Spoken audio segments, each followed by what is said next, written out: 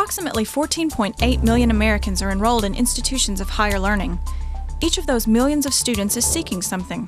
Some go to college for intellectual stimulation, others go to end up with big paychecks. And of course, there are those who go to college for the social benefits. But there are those students who go to college and never find what they're looking for, and so they must find it elsewhere.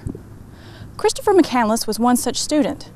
But was his college experience really all that different from that of his peers? Tonight, we'll take a peek into the world of Christopher McCandless, college student, and try to see why the life that so many dream of returning to left him unsatisfied.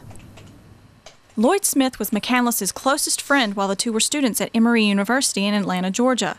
Smith, who now runs a successful technology-based business from his home, still remembers how his friend McCandless was always different from the other students. He was always very politically aware. Chris was not the kind of guy who just gave lip service to causes to be politically correct. He really believed in everything he supported.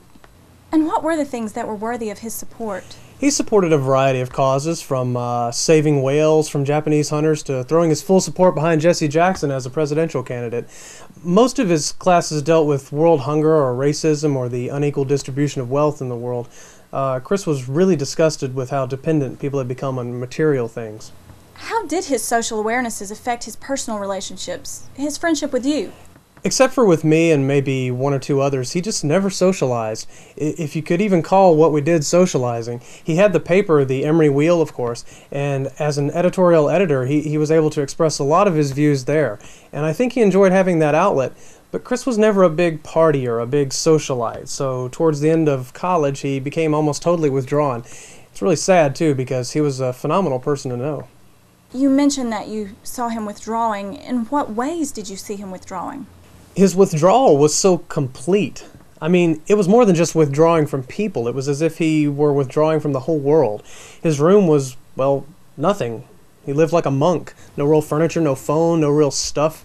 He just wasn't the typical college student enjoying his free ride.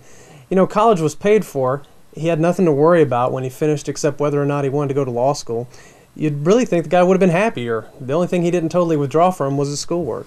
So he showed no signs of trouble in school, no missed classes, no failing marks? No. Chris had something like a 3.7 GPA. The guy was really smart, probably a genius. Probably too damn smart for his own good.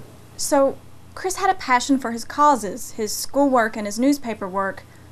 What went wrong? Why couldn't he make it in the world like everyone else? You were his closest friend. Tell us what might have staved off his dissatisfaction. Honestly, I just don't know. I really don't know if anything would have changed Chris from who he was. I know his family has blamed themselves a lot for what happened, but I think if they had been the most functional family in the world, he still would have had that hunger, that drive to see and experience the country that way.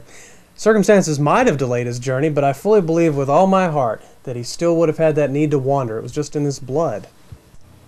Tell me, what do you think that Chris would be doing if he were still alive today? Oh, God, I don't know. He'd certainly have had a story to tell after his travels. I hope that he would have found whatever it was that he went looking for out there, and that he would have come back and reconnected to this world. We sure could use him around right now. Christopher McCandless was smart, trusting, and idealistic to a fault. Although he moved through the world trying to avoid connecting with it, he left remarkable impressions on those he met along the way. And so in some ways, McCandless's college experience was not so different from that of his fellow students. It was simply a stepping stone on the road to his great adventure.